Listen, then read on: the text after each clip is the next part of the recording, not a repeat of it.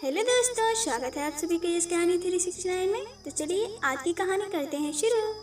अभी नई नई शादी हुई ही थी कि रवि अपनी धर्मपत्नी रेणु से बिना भविष्य सोचे प्रणय मिलन कर बैठा, जिससे रेणु का गर्भाधान हो गया।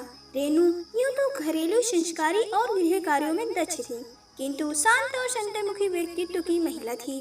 चांदनी सा सौंदर्य, मीनाक्षी सुर्ख गुलाबी अधर रेणु के मुखमंडल की आभा देखते ही बनती थी। शायद इसीलिए रवि अपनी काम वासना पर नियंत्रण न रख सका होगा। रवि एक विदेशी कंपनी की भारतीय शाखा में प्रबंधक के पद पर कार्यरत था। रवि की मासिकी भी यही कोई 60-70 हजार भारतीय रुपया थी, लेकिन उसका परिवार अत्यंत रूढ़िवादी और कंजूस प्रवृत्ति का था। भारत के एक महानगर में रहते हुए भी सोच उसकी किसी पिछड़े देश की किसी पिछड़ी जनजाति के अविकसित सदस्य की भांति थी।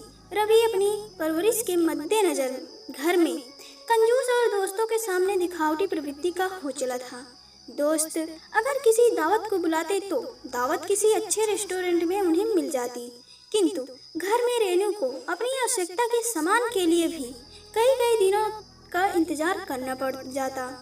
रेणु को जेब खर्च के नाम पर जो मिलता था उससे 3 गुना तो उस महानगर की अकेली काम वाली बाई दिन में 2 बार आने पर ले जाती थी, लेकिन रेणु ने कभी इसकी शिकायत किसी से भी ना की। रेणु एक अच्छे और समृद्ध परिवार से थी, जहां उसके माता पिता ने उसे कभी किसी तरह की आर्थिक तंगी देखने नहीं दी थी, लेकिन पति के इस कंजूसी और लापरवाही पूर्ण रवैये के चलते रेणु स्वयं से ज्यादा अपनी भावी संतान के लिए चिंतित थी। सोचती थी कि यदि यह संस्कृति के ढकोसले का पर्दा न होता तो शायद उस दिन उसने रवि को रोक दिया होता, इसी दिन का सोचकर। लेकिन जो हो चुका उसे नियति का खेल मानकर स्वीकारते हुए उसने जीवन चक्र को परमपिता ईश्वर के भरोसे छोड़ दिया था। रवि की कंपनी विदेशी कंपनी की शाखा थी, अतः उसके कार्य समय की कोई निश्चितता नहीं थी।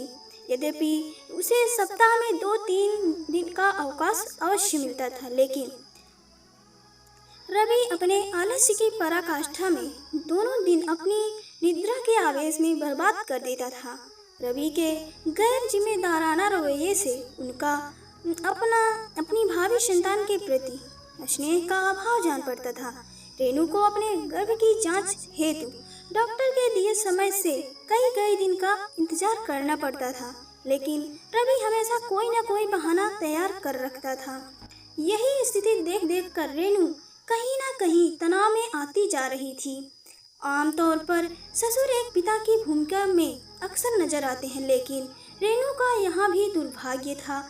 उसके ससुर वंशी बाबू हर रिश्ते की मर्यादा के परे तीव्र स्वर में अपशब्द तक बोल देते थे। वंशी बाबू अपने समय के एक सेल्स एग्जीक्यूटिव थे और शायद ये अभद्रता उनकी उम्र के विपरीत प्रभाव और विपणन के अनुभव का पार्श्व प्रभाव रहा होगा। रेणु प्रत्येक रिश्ते की इज्जत करती थी, संभवतः इसीलिए वह सबसे एक दायरे में बात करती थी। चिकित्सक की कई सलाह और चेतावनी के बावजूद भी रेणु एक सामान्य निद्रा से कम नींद ले रही थी, लेकिन रवि को अब जैसे कोई फर्क न पड़ता था।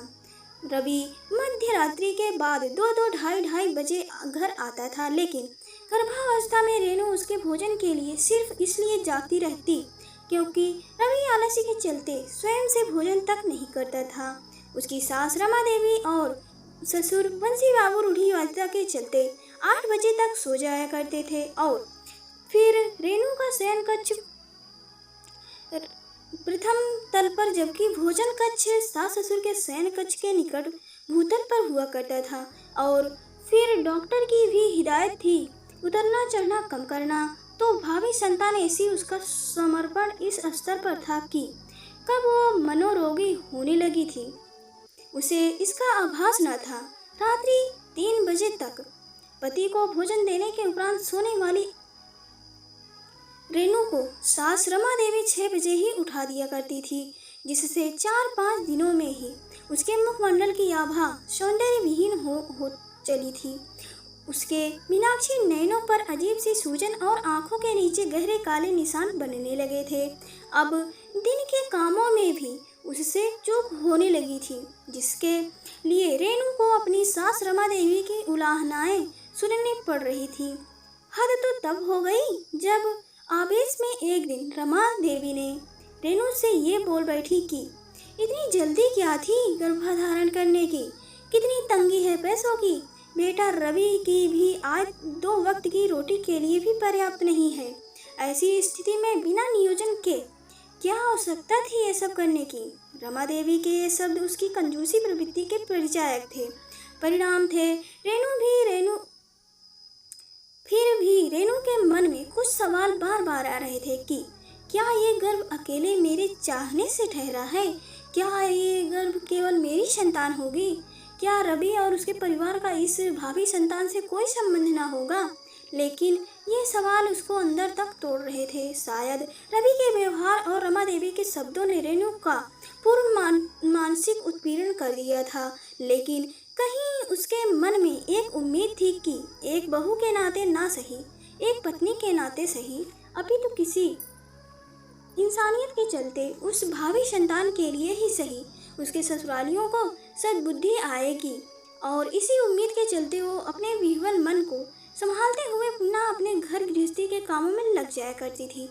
रेणु की एक ननद भी थी, रुचि, जो विवाहिता थी लेकिन पति से अच्छे रिश्ते न होने के चलते नौकरी करने लगी थी। रुचि का कार्यालय उसके मायके के पास ही था, जिसके चलते कार्य समय के अतिरिक्त समय वो अपने मायके ही रहती थी। अक्सर रेणु और उसके पति के बीच झगड़ों के कारण बन जाया करती थी।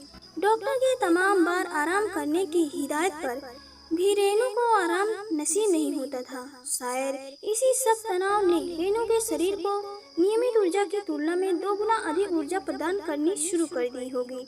एक रोज रुचि अपने मायके में बैठी अपनी माँ रमा देवी से बोली, माँ देखना, भाभी के तो बेटा होगा, बेटा। रमा देवी बोली, हाँ रुचि, तुम्हारी बात सच हो जाए वरना। इतने में रमा देवी की निगाह चाय की ट्रे थामे खड़ी रेणु पर गई।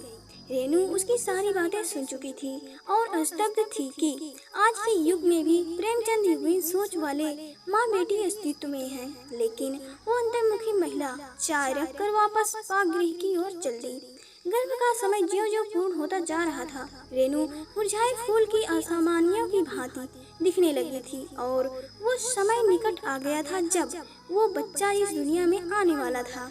रेणु को एक ही बात अंदर तक खाई जा रही थी कि यदि उसके पति और उसके ससुरालियों का ऐसा ही व्यवहार उस नवजाति के साथ भी रहा तो उसे रेणु की तरह की जिंदगी के वो कष्ट भी झेलने होंगे जिसके लिए शायद उसकी उम्र गंवारा ना करती हो।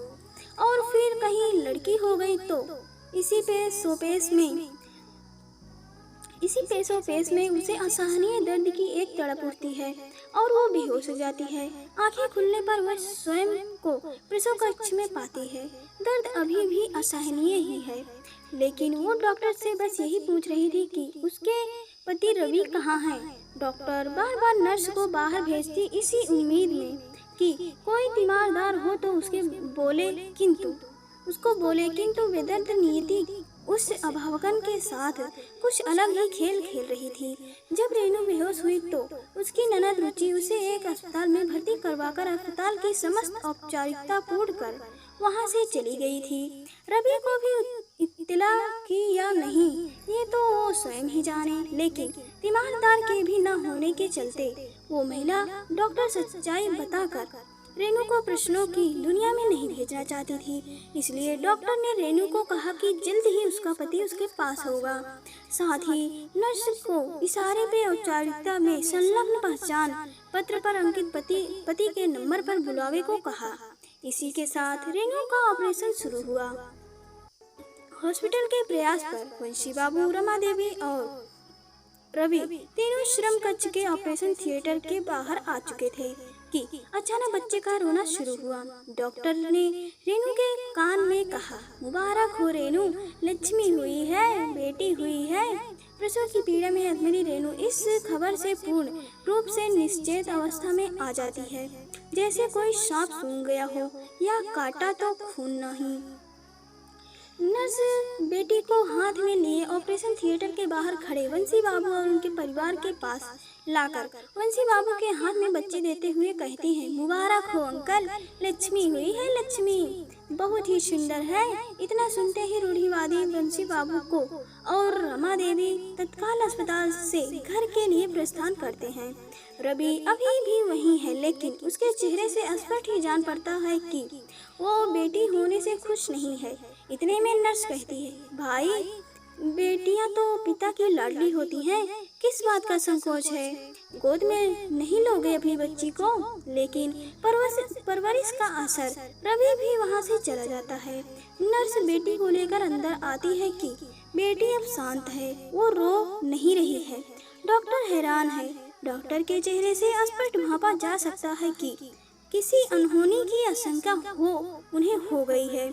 डॉक्टर उस बच्ची का चेकअप कर ही रही होती है कि वो नवजात अपना दम तोड़ देती है। शायद जिस ईश्वर के भरोसे रेणु अपनी संतान को छोड़ती आई थी, उसी ईश्वर ने उस नवजाति को अपने पास बुला लिया। शायद नियति रेणु के ससुरालियों के कुकर्मों के परिणाम रेणु की बेटी के भाग्य पर हावी नहीं होने देना चाहती होगी। अंततः रेणु की ओर लक्ष्मी वैकुंठ धाम को जा चुकी थी। रेणु भी इस खबर को सुनकर असामान्य होकर अंततः मर जाती है और रेणु और उसकी बच्ची के साथ वो इंसानियत भी मर जाती है, जिसकी उम्मीद रेणु गर्भाधान के पहले दिन से 9वें महीने तक संजोए बैठी थी। और मेरे प्यारे दोस्तों, कहानी आप सभी को कैसी लगी हमें कमेंट करके जरूर बताएं। अगर पसंद आए तो वीडियो को लाइक करें, शेयर करें और चैनल को सब्सक्राइब करें। और मिलते हैं अगली कहानी में। और पूरी कहानी सुनने के लिए आप सभी का दिल से धन्यवाद।